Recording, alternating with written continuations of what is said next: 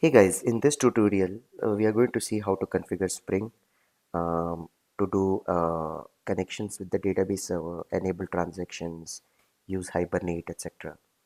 In our previous tutorials, we saw that Hibernate uses JDBC driver.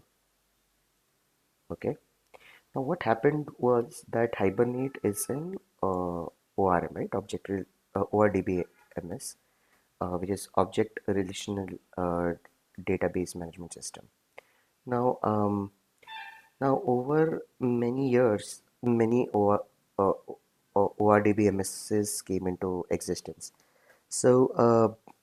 They came up with another standard, um, which was a sort of a Java standard, or you can say a set of APIs that every ORDBMS could sort of implement, so that you can just change the underlying ORDBMS if required, and all your remaining code would work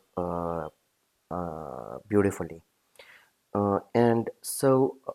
Spring provides a mechanism to sort of implement this Java standard, uh, which uses Hibernate as a uh, implementer uh, of that standard API, which internally uses JDBC driver. And so, uh, in the previous tutorial, we saw that we use the session class from Spring to do your CRUD operations. And in case of Spring, we use something called Entity Manager. An Entity Manager internally uses a session, which internally uses your JDBC driver, and so on and so forth. Little confusing, but once you gain experience in all of these things, it's a bit easy. Now, the way you enable transactions and all of this mechanism is to use the at enable transaction, right? So if you remember, uh, we used all of these annotations: enable WebMVC, enable Swagger to enable different aspects of Spring, and here we use the enable transaction. But as you can see, my code cannot find this class. And for that, we need to include another Spring library, which is Spring Transaction. All right. So I think we have been using the 4.3.6 version in this tutorial. So I'll just copy this. Uh, I have my POM file. Okay, and here I'll just add this up. All right, and let's see what happens. So now all dependencies are getting downloaded,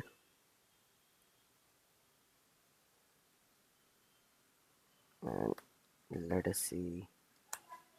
Yeah, at enable transaction management, I get this class. All right.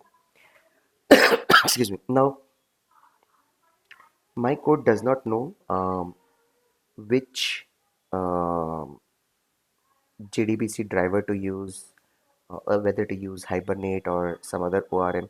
So we have to include those things also. And from my other projects, I'm just going to copy Hibernate core. We'll see, maybe we'll need something else as well, but we'll see as we go. Okay, so database related stuff. All right, and we need our MySQL connector also. All right, so we have Thymeleaf. um yeah, this all Spring related stuff. Okay, so what are the versions of these? So Hibernate and MySQL, and I can just copy these over here. Let us see. Okay, so looks like I will have everything till now. And um, See, we can do all the configurations within our Spring config file, but I ideally like to do it in different classes. So I'll just create a DB config, just like I created a config controller config, and I can have my enable transaction management over here. Okay, now we have to define a lot of things to Spring one by one. Um, and so this is going to be a little bit of cut, copy, paste code. I'm going to explain to you everything in detail. All right.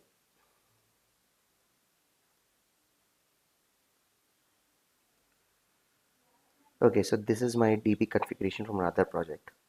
Now, excuse me. Now, first of uh, we need to have all our properties defined, correct? So remember, all our properties can be picked up from the properties file, right? So JDBC driver, etc., etc. And here is our employee.properties, which doesn't have anything. And from our previous projects, uh, we'll need to copy the properties. So um, let's let's just copy these over here, and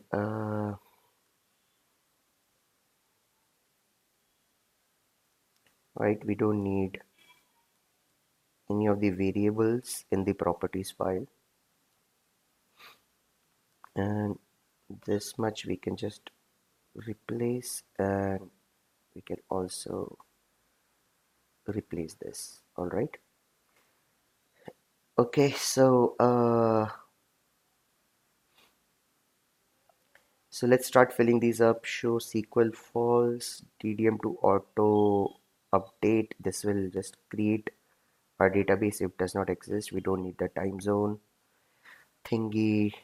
And let's say the JDBC username is let me just see what I've been using.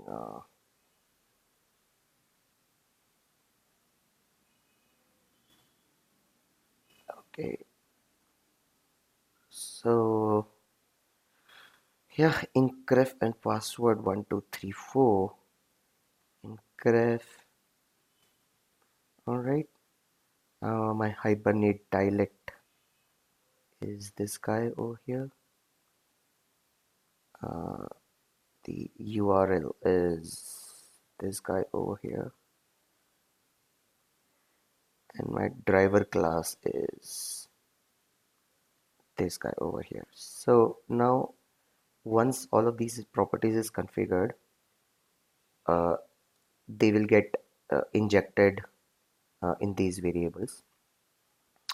Uh, so package Pojo. So we need to be able to tell Spring which package to scan to find all our Pojos.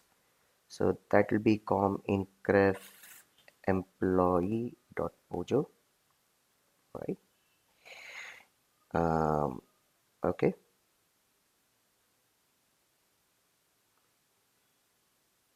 Yeah.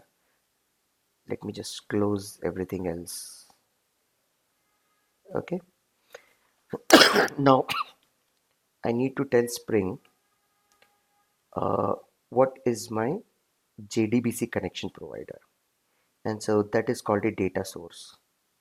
So the way you do it is to declare a bean in Spring. Okay. And it's not able to find this basic data source class. probably I'll need something else. Uh, okay, Apache Commons DBCP. We also need uh, to have this library that provides us the basic data source. Commons DBCP,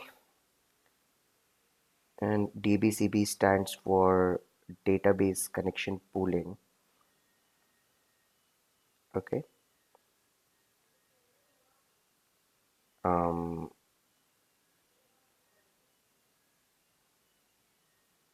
yeah.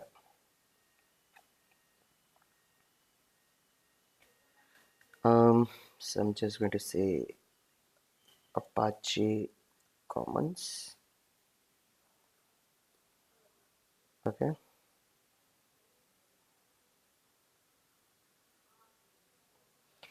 Now, so it's included. Okay. Now, what is happening over here? All right. So basic data source is a library provided by the Apache group, which basically creates a lot of open source code for us. And so, if you look over here, right, this is sort of our uh, hierarchy with respect to database connection. And so we are introducing another layer over here called basic data source, which includes JDBC. So let me sort of have another representation for this. Okay. uh, and what basic data source is providing me is database connection pooling. So whenever I make a query to the database, I connect to the database and then do my CRUD operations, and then close the connection so that another thread or another user can use it. And connection pooling provides a mechanism to have, let us say, 10, 20, 30 connections always open with the database and just keep reusing those connections amongst different threads. Um, Again, you can read about all of this online. So now all of this is set up. Uh, so uh, you can read about all of these methods, what they do. Set initial size. I think it sets the number of minimum number of database connections.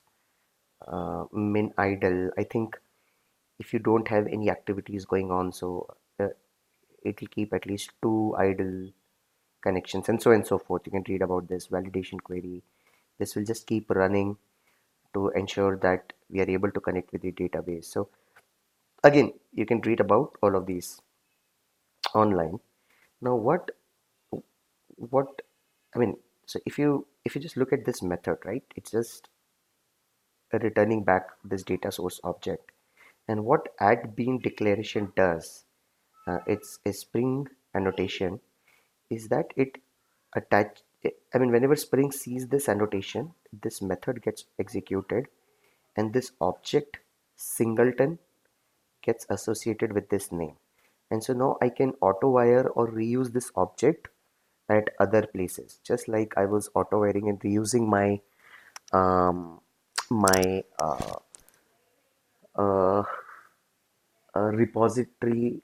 Sorry, my yeah, my repository and service classes. Okay, so this just defines my database, uh, JDBC, and my uh, data source layer. Now I need to be able to configure Hibernate, and again there is this whole bunch of code, and uh, so I again need to search for these classes. uh, Maybe I don't have them yet. Let's search for them. Maven. So Hibernate vendor adapter. All right.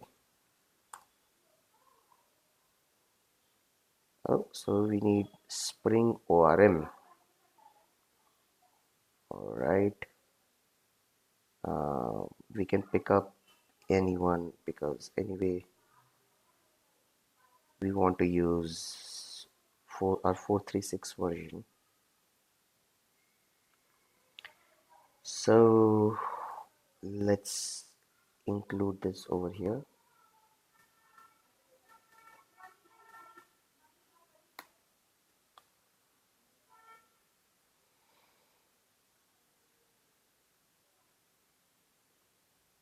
All right. Okay. Now, um, so if you this can seem a little bit intimidating and confusing, but I'll try to explain this. So remember this entity manager class. So this is a part of what is called as Java persistent APIs. I mentioned this over here, right? There's some Java standard API, which is essentially your JPA, Java persistent APIs. And Spring uses Java persistence APIs, but I need to tell them who is the Java persistent API provider. And in this case, it's Hibernate. Just like I need to tell Hibernate, um, wait a sec. Uh, just like I need to tell Hibernate, which is going to be my JDBC driver, and how I'm going to interact with it. Just like that, to Spring, we need to tell who's the JPA provider, and here we are saying it's the Hibernate JPA provider. Okay, and uh, and uh, and and Spring is going to use this JPA provider to construct or rather to use that in its entity manager.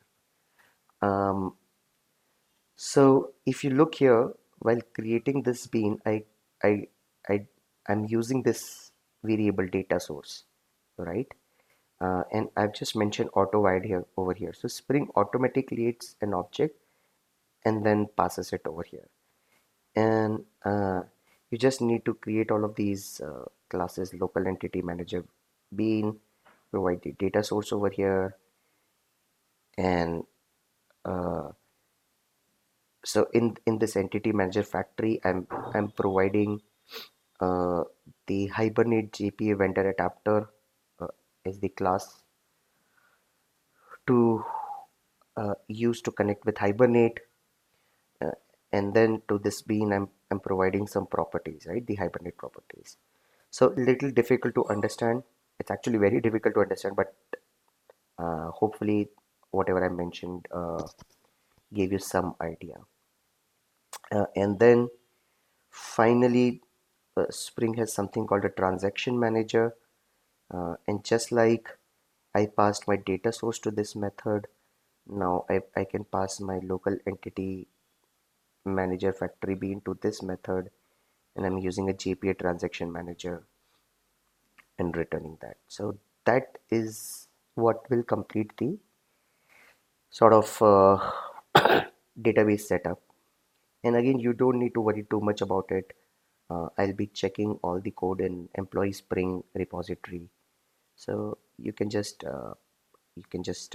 check it out and use it as it is. But do try to understand some of the basics over here, because when something goes wrong, some of these basics help us do debug.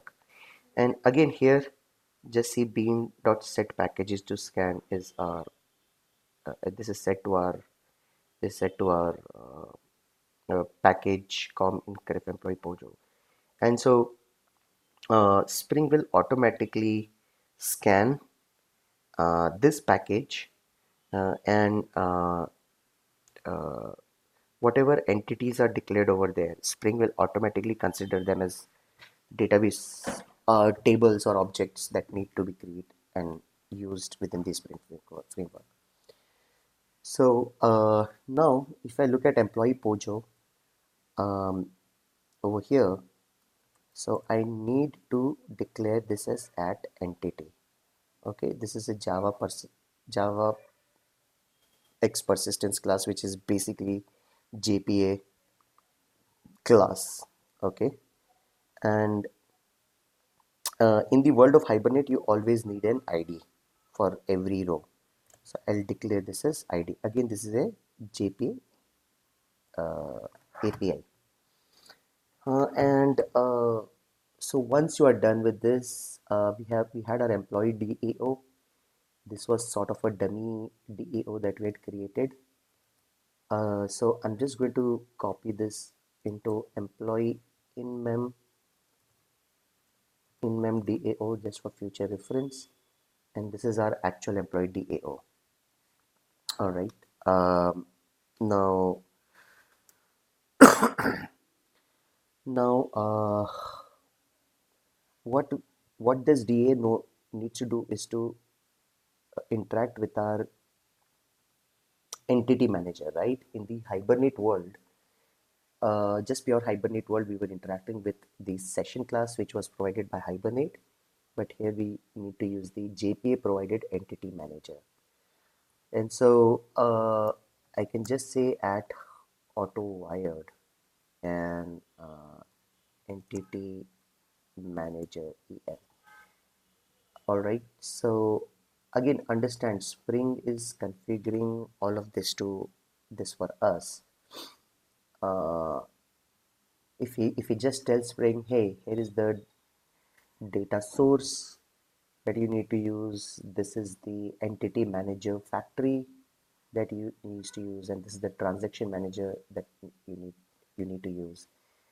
And magically, Spring will you know do all the plumbing behind the scenes, and I can just have my EM entity manager over here, and now I can just do em dot persist p, right? Entity manager dot persist. Okay, we don't need any of these. If I need to delete uh, any of these rows, so I think we'll have to write a query.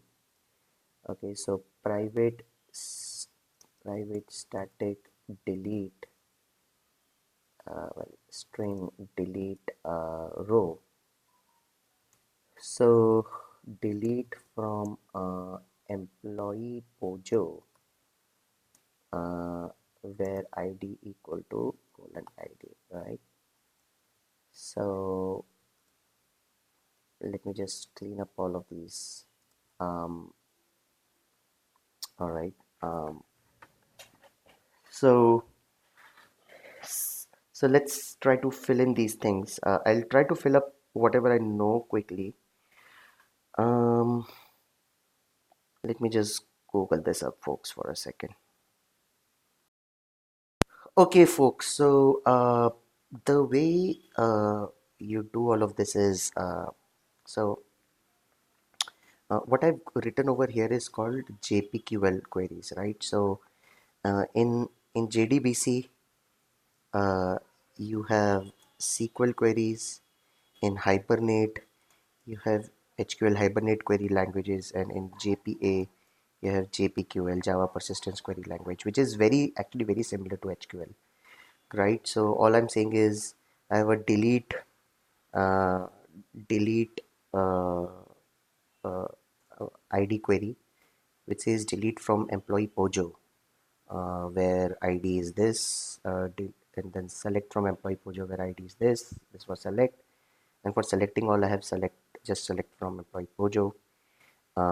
And if I'm doing insert, I just do em.persist. When I do delete, I have to use my entity manager to create a query, okay, which is of typed query. And if you again look at this is a JPA API, and I'm saying, hey, create a query called delete for employee pojo dot class. Okay, create this query, and then query dot set parameter ID. So whatever ID I pass, it gets set over this colon ID. Okay, and then execute update. and then return the result. So in fact I can just do return over here to save few lines. And same way I create a typed query to select by ID, and I say get single result. Similarly, I create a typed query um, on select all, and then I just return the results. For update, it's a little bit funny. Uh, Actually, I'll cover this little later. Okay, I'll just leave this as it is for now. Now, once I've done this, okay, uh, then in our API layer or service layer, okay, what we need to do is annotate all methods using add transactional.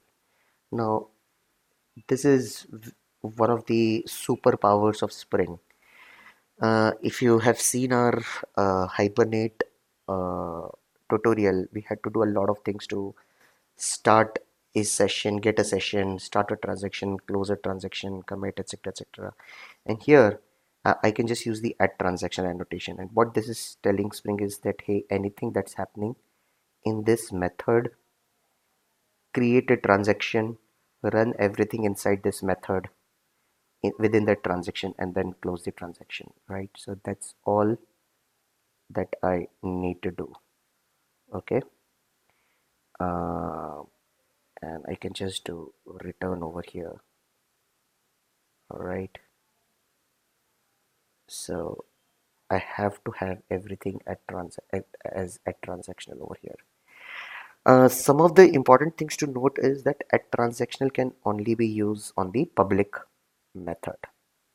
All right, uh, and another method should be calling on this. So what I cannot do here is that I have a method over here. Sorry, I have a class A over here, and then there is A1 and A2 methods, and uh, A1 is invoking A2, and A2 is at transactional. Correct. So if I invoke method A1 at transactional will not work on A2.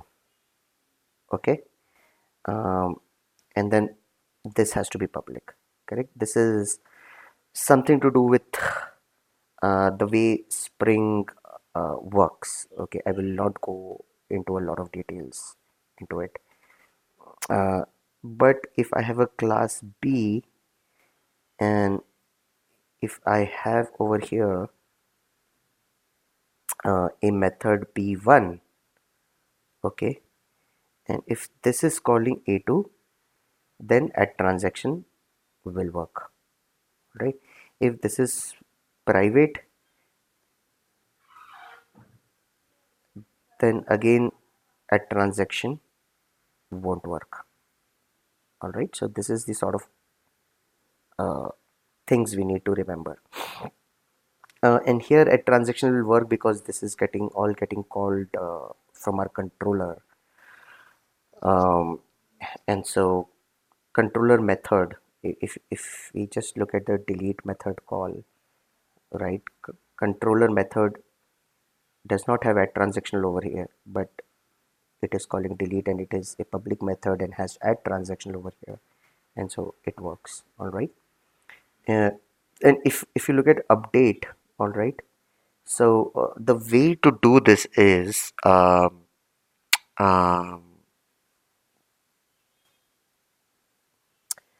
uh, we need to have employee pojo existing equal to this. Okay, and then we have to do existing dot set age sp dot get age, and existing dot set name sp dot get name, and we just call dao dot update p, uh, and here we can just leave it as it is. All right, so we are not doing anything over here. So what's happening over here is that here Spring is getting an existing database row. Okay, and once Spring does it, okay, and if I modify any of its variables, Spring is automatically able to mark this object as a dirty object. You would have read about dirty uh, in your computer science courses. And actually, I don't need this method also, method invocation also. And since all of this is happening within a transaction, Spring knows which objects have been modified, and when the transaction is getting closed, uh, then Spring will automatically update the dirty objects. And so we keep this method uh, just to just to sort of have a marker which does nothing, but which is telling a code reader that hey, I'm trying to update this object over here. Okay. And yeah, I think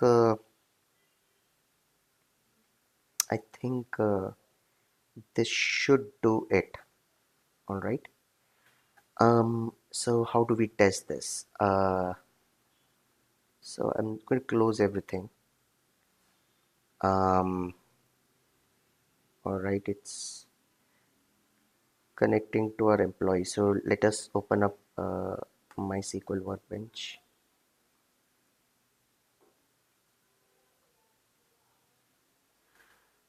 Okay, um, and let's just delete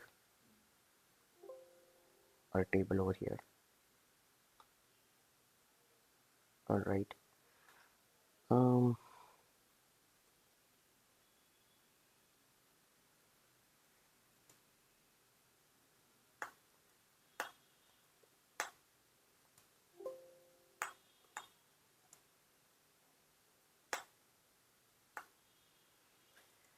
let's see if this works. I'll just do Maven Jetty run. If there are any bugs, then I'll, as always, pause and try to fix it and get back to you.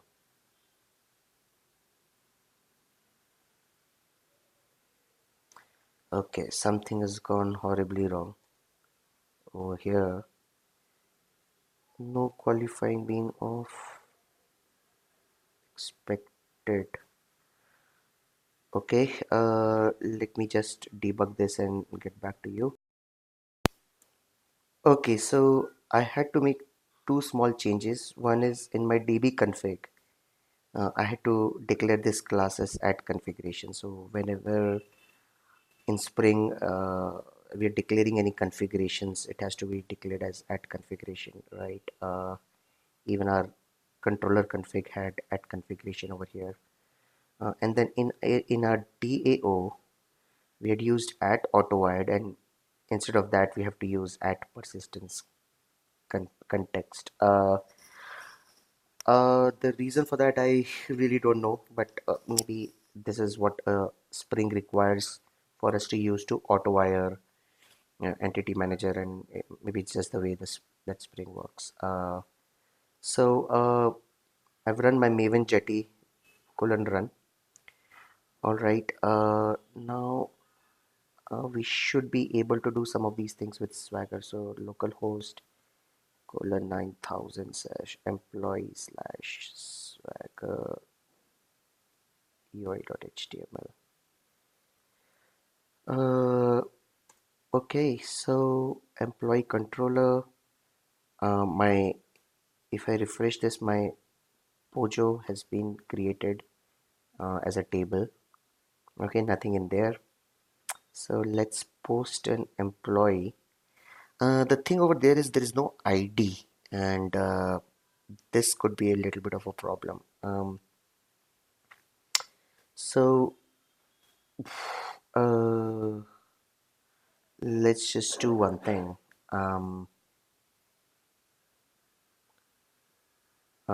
in our DAO, let's still have private int ID.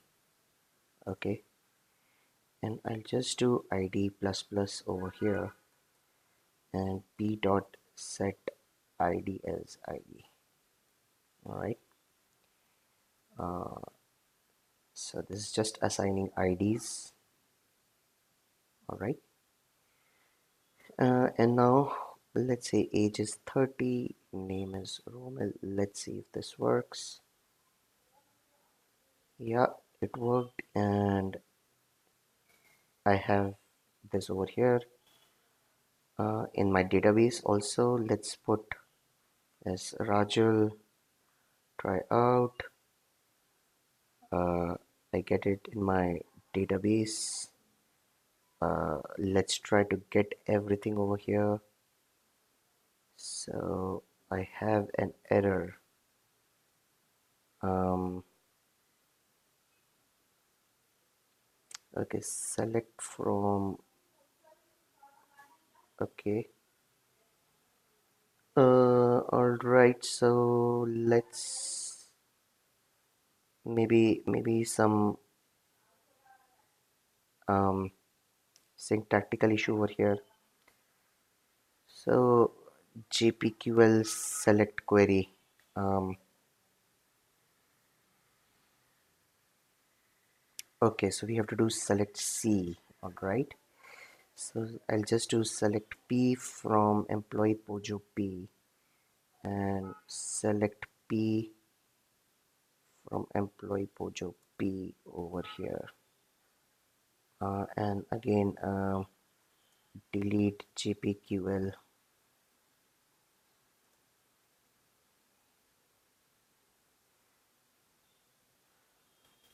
Okay. Well, there is a another method also to find and then remove.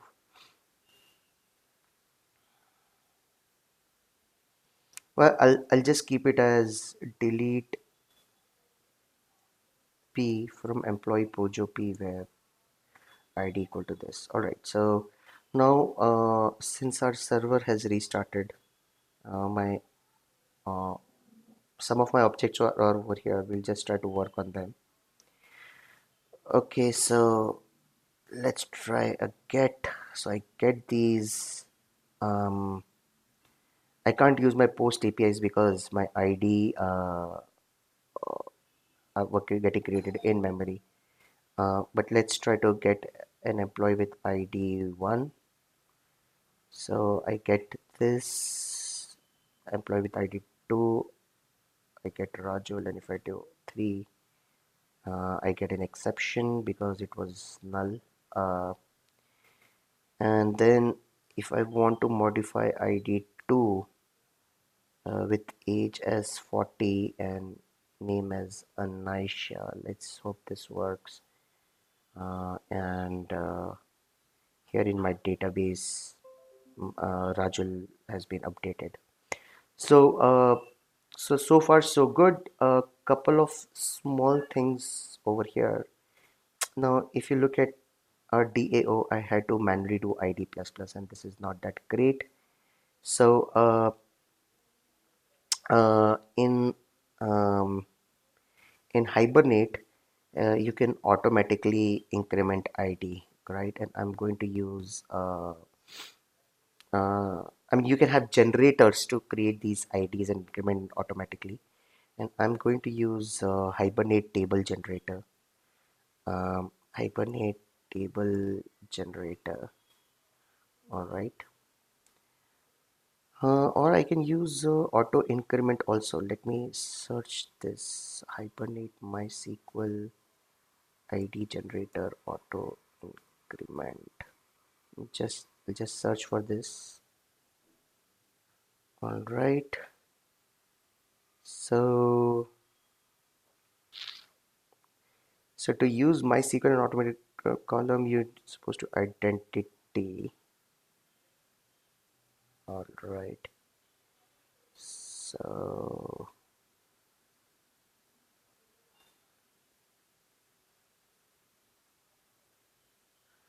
all right, let's see if this works. Correct. And again, this all these are coming from JPA, right? At generator value, and I'm saying generation type dot identity. If you look at the column declaration over here, it's just primary key, and now everything is restarting. It should have been auto increment. Let us stop the server. Let's delete this table. Let's try once again.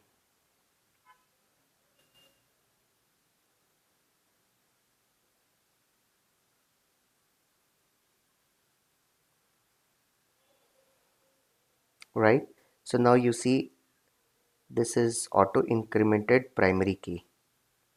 Okay, and if I select, nothing is here. Excuse me. uh, in our DAO, now we don't need to set the ID. All right, cool. And let's just try to insert something.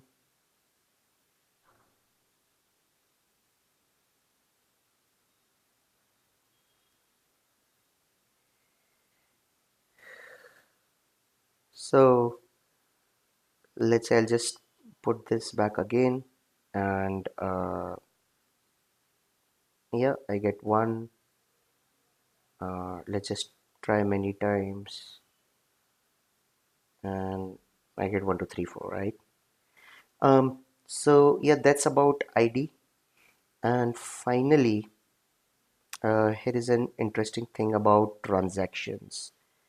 Um, Now, see what happens is here I'm throwing a checked exception, right? So anything that extends exception is called checked exception, and anything that extends runtime exception in Java is called unchecked exception. Now, uh, now the behavior of at transactional is right. So what is it doing? It's starting a transaction and committing a transaction at the end of it. Okay, and you could be doing like a gazillion things within this transaction, and Spring does not know what to do with some of the statements that you have already executed. Okay, and so whenever you have a checked exception thrown, Spring believes that you would have handled that automatically, and so Spring just continues executing all these statements. And so that can cause a lot of problems. So whenever you're throwing API exception, just as a general rule, you just do rollback on equal to API exception dot class. So you're telling Spring that, hey, if you see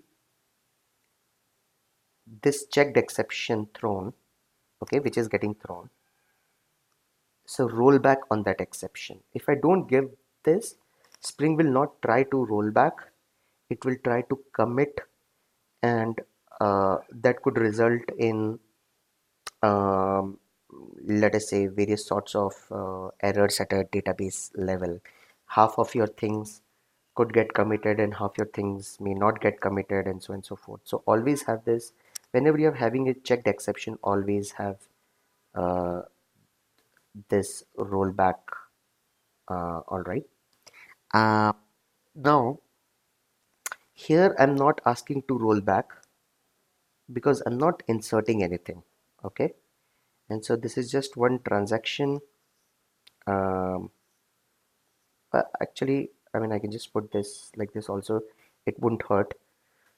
But okay, let us say if you were throwing, so throw new runtime exception. Okay.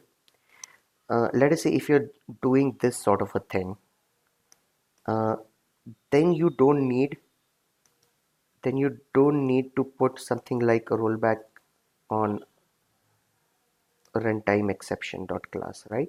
Because this is an unchecked exception, and Spring by default assumes that if there is an unchecked exception, then it has to roll back. Uh, and the reason for that is if an unchecked exception happens, Spring thinks that there is a programming error that has happened, and so I should by default roll back everything. Okay, just some nuances of Spring, but once you understand all of these things, get enough practice, then life becomes really simple. Here I'm not doing any rollback because, well, no exception is getting thrown. And yeah, just couple of other things. If I go to my DAO, right? I'm just repeating this em.create query method with my employee pojo dot class everywhere, and so I can always create a method called uh, typed query uh, employee pojo uh, get query, all right, and let's say some string SQL or JPQL, and I can always return something like this, all right, uh, and then just use this method everywhere.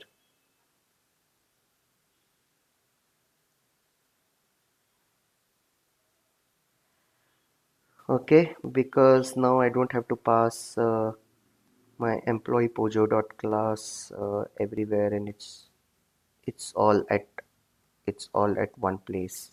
Uh, yeah, and yeah, this all seems to be fine.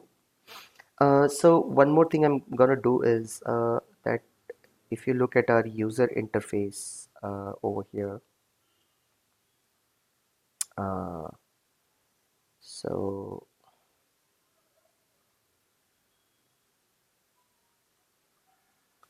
so basically, oh sorry, right, uh, this is throwing some error, and let's just fix this guy over here. Um, so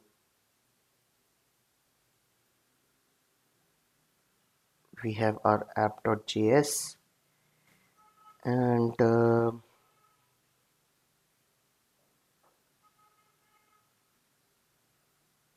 okay, so the path of our APIs is what? That is, let's try this out, slash API slash employee, and I think that's what needs to be updated over here. Okay,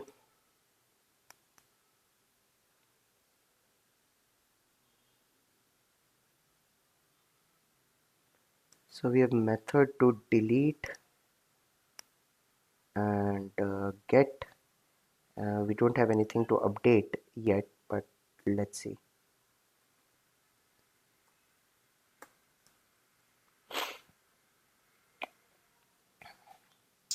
Also remember that when you're programming, keep your DDL HBM DDL dot auto to update. You could use create also, but every time in that case, when the server starts, tables will get dropped and your data uh, will also get deleted. Okay.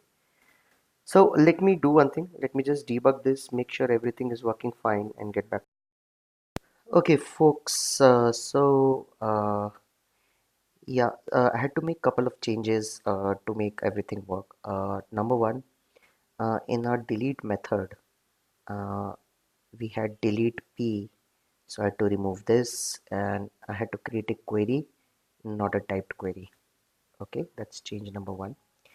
Change number two is that in our properties file, I had to define an application base URL. Okay, this will come handy uh, when you are creating HTTPS based applications, but as it is also, it is handy, right? Because this is to tell what is the context path or the base URL in which our application is deployed, right? So if you see over here, it's deployed in employee. The third change is that in our UI controller, I embedded this value and then I added it to our model in view. Fourth change is that in our snippets, right, I added another meta tag and I said base URL is this, right? And so this is where again the power of Thymeleaf comes into picture. Now this meta tag will be available in all of my pages. So it generates, I mean, so all of this together, the properties and the addition of the variable in the meta tag, um, etc., results in a page like this: meta name equal to base URL content is slash employee.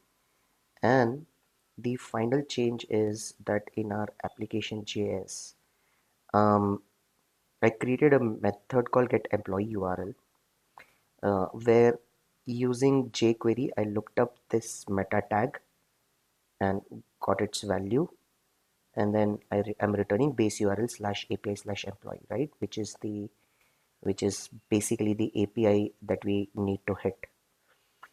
One last change: when I was doing post, I had to add this header content type application JSON, because this is what Spring requires when it is receiving a JSON file. And so everything else remains the same. And now if I just run this, right, I have two entries over here. Let me just delete one of the entries. Okay. And now if I just do a refresh of this, I get one entity. If I delete this, uh, look over here, nothing's over here. And then I can just add Romel and H10 add, and then Romel 1, Romel 2, H20 add, right? And so I get all of these in my database. I've not added the update method over here, or update UI. I will do all of this and check in the code, and again all of this is available on uh, GitHub, uh, and sorry, here within here in the employee Spring uh, repository. So I'll finish this with the update and check it in, and there you go. This completes our end-to-end integration uh, of UI using Thymeleaf with REST APIs, using controllers, and database insertion, deletion, CRUD operations using Hibernate and JPA. In the next tutorial, we will look at unit testing using Spring.